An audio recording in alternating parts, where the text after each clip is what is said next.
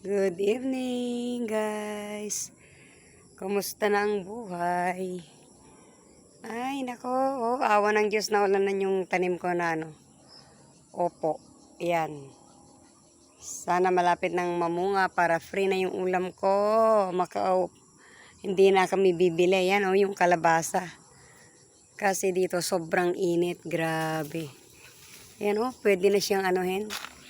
Kunin ko bukas yan. Pwede na yan, matigas na. Yung mga pakinabangan ko na rin. Wow, ang ganda ng avocado. Guys, grabe Sana hindi makita ng kambing ito. Pero tinanim ko naman dito sa galon. Ay, sana mabuhay ito. Ayan, nagtanim ako ng mga lemongrass para sa harap namin pag lumaki na yan. Tapos yung nyug, gagawin kong bonsai yan. Bakit ito ang laki-laki? Hindi pa namunga yung pinya. Grabe. Hapon na naman, guys. Yan. Lumalaki na yung lemon ko. Kailangan ito ma-sprayhan na. Ma-sprayhan kasi maraming uod. Bakit kaya? Nag-uod na. Andito yung mga gamot na malagaganda. Yan, ito yung gamot ng... Ito yung ginagawa kong ginagawa kong pang-spray ko yan sa mga lamok. Ilaga mo yan, tapos ilagay mo sa spray. Ayan, merong isang ampalaya na nabuhay. Yan Pero kahit anong ganda niya, pagka nainitan, grabe yan. Sobrang init kasi. Ayun, mga turmeric ko guys, Mga sitaw, yan, meron din. Yung sili ng Saudi, tignan nyo. Naging yelo na to, sobrang anghang pala to, itong sili na to. Yung parang labuyo ng Saudi, yan, grabe. Ang anghang. Grabe.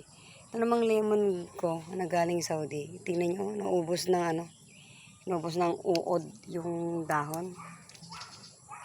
Yan, yung mga lemon. Lagyan ko bukas kasi umulan ngayon. Lagyan ko bukas ng abono para, Ay, nandito ka pala na hinahanap ko Patingin nga yung itlog mo kung marami kang itlog. Patihingi ako ng konti. Oy, alis ka nga dyan. Aapat. Parang itlog ng ibon. Aapat lang yung natira. Wala na. Saan kaya nakakalat yung mga ibang itlog? Kasi kinakalat lang nila sa mga damuhan yung mga itlog, yung mga manok namin nangingitlog sa damo. Kinakain ng aso. Yan, andito na yung mga lakwatsera. Nandito na yung mga lakwatsera. Mga lakwatsera.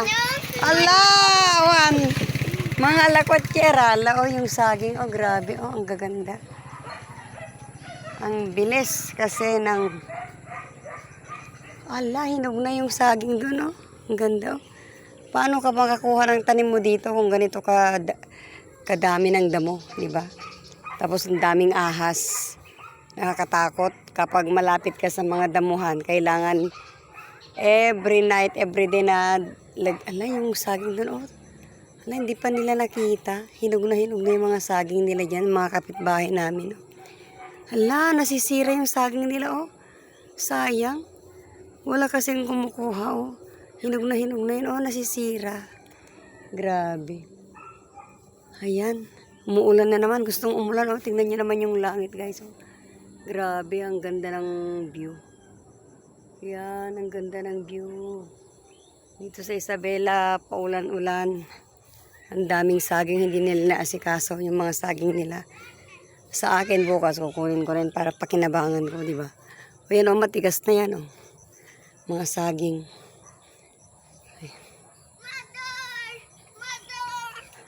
Ano na naman? Diyos, are niya mo ni Presen. Ano yan? Ano data? Kalamansi. Kalma yan tayo i-juice mo ito. Sige, i-aramay din ito ka-juice. Kunin ko, sana hindi na nila kinuha yung labong. Kukunin ko bukas. Nasaan na kaya? Ay, meron. Andun yung labong. Lagyan natin ng... Hindi, naghahanap kasi ako ng itlog na marami. Ayan may labong doon na isa. Hindi pa nila kinuha. Kukunin ko bukas yan. Sige na, maghugas na kayo doon. Magpalit na kayo. Sige na. Nagpa-vlog lang ako. Ayan, oh, matahimik ang mundo ngayon. Pag walang lasing, tahimik ang mundo. Tinitignan ko lang yung mga itlog ng manok namin kasi nasisira. Kinakain ng aso guys, kaya naghahanap ako ng itlog. Apa pa na nyo? Kapang ko kita na dektig ko na. Itlog jay. Rabin kay baka daulag. Awan ita naman kinita-kitan kay kinita kon. Awanan ko nakit. Woy, namamang pa nga nagpisa tawanin.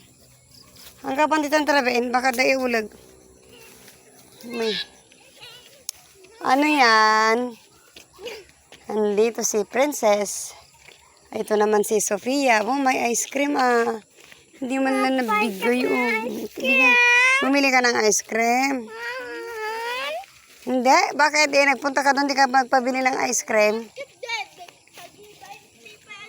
Jai? Kinan na? Kumain ka na, di ba?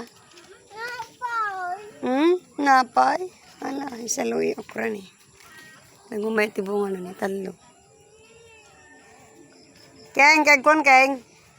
Keng, gugasan, keng bugon. Keng! Magluluto tayo ng ano? Magluluto tayo ng merienda. Nagpapausok ako guys kasi daming lamok. Grabe. Hoy, hindi para ngayon ito. Bukas yan. Pangbukas yan. Ang ato ko, di bagbag mga Cellphone man ni kapelag bugo. Nagitimad ng bing puro cellphone kayo ma. Dapat nag-eskwela kayo nga puro cellphone. Agong takmanin na eh. Puro dala cellphone. Diyos ko. Mga bata ngayon puro cellphone. Hindi na inutupag yung pag-aaral. Puro cellphone. Sobra kayo ah. Hindi na iniisip yung hirap ng buhay ngayon. Sobrang hirap. Dapat mag-aral kayo. Hindi yung puro cellphone. Walang maibibigay cellphone. Dapat lola lang ang nagsiselfone kasi nagbablog. Talaga itong mga batang ito. Galit na naman si lola guys. Pasensya na kayo kasi yung mga apo ko. Grabe. Pag nandito na sila sa bahay, walang iba kundi cellphone. Manood ng YouTube, cellphone. Yun na naman isa. Dalawa, lalabas din. Ay, Diyos ko. Yan, ang ulam namin ngayon ay tinolang manok. Pero malunggay ang nilagay ko guys. Kasi ang malunggay ay napakasarap. Yan, ang ulam namin. Nakaluto na ako. Kakain na lang kami mamaya. Kasi mga apo ko lang naman ang kasama ko dito. At wala na akong gagawin. Kaya yan, naisip ko nag-vlog kasi namimiss ko kayong mga subscriber ko. Kumusta na kayo guys? Mga subscriber ko dyan. Sana, yan masaya na ako kasi awa ng Diyos yung ate ko nakarating na sa Australia. Okay na siya doon. Sana after 2 years magbakasyon ulit yung ate ko. Kasi 2 weeks lang siya nagbakasyon dito sa Pilipinas. Hindi pa namin naihatid sa Manila hanggang Kawayan lang. Kaya bitin yung vacation niya. Kaya sana okay lang siya doon. Kaya tayong mga OFW, mga Pinoy sa ibang bansa. Kailangan mo talaga kumayod ka ng kumayod para mapagsilbihan mo yung pamilya mo. Pero kapag nagkulang ka pa, parang nakokonsensya ka pa, di ba guys? Ganyan ang mga OFW, di ba? Lalo na yung mga galing sa mga malalaking country, gaya ng Australia, Amerika. Yung mga matataas ang mga kinikita nila. Ang alam ng mga tao, mga kapatid, mga pamangkin, ang alam nila, porque nasa Australia ka na, nasa Amerika ka na, ay sobrang dami na ng pera mo, di ba? Hindi nila alam na ang pera ay napakabilis magastos. Kaya lang nagbakasyon yung kapatid natin para makita naman yung ibang mga pamilya niya. Hindi magbigay ng pera, di ba? Ganyan naman. Kaya tayo naman na nandito sa Pilipinas, huwag kang mag-expect na ikaw ay bibigyan ka ng malaking pera, malaking halaga, maraming gamit. Ang ekspektarin mo na ay ihanda mo yung ipakain mo sa mga ate mo, mga bisita mo para at least yun lang naman ang kaligayahan nila, di ba? Makatikim sila ng mga gulay, yung mga hindi nila nakakain doon sa abroad na ibang pagkain dito sa Pilipinas. Ganon sana, di ba? Lahat ng magkakapatid. Pero yung iba kasi, iba naman ang utak. Kaya, ako, para sa akin guys, kahit hindi ako nagpapakita sa video, malinis ang konsensya ko sa kapatid ko. Kaya, alam niya na mahal ko yun. Kaya, sana lahat ng mga kapatid ganyan. Na guys, bye-bye na kasi na ano na yung sinabi ko. Kaya, bye-bye na. What are you doing here? What are you doing? What are you doing? What? Nagkagawa ka na naman ng lemon? Nagluhugas ka ba ng kamay? Hindi po. Oh, hindi po. Marumi yan. Wash your hand. Talaga ikaw, oh. Ito yung apo ko na matalino. Yan. Matalino. Turuan mo si Prince, ah? Sige na nga. Bye-bye na, guys. I love you all and please subscribe my channel and sana huwag nyo rin akong pababayaan na subscribe nyo sa yung aking channel. Kahit ganito lang na wala man lang ka-edit-edit, wala man lang music, hindi kasi ako marunong. Bobo na si lola nyo kaya pasensya na kayo. Bye-bye!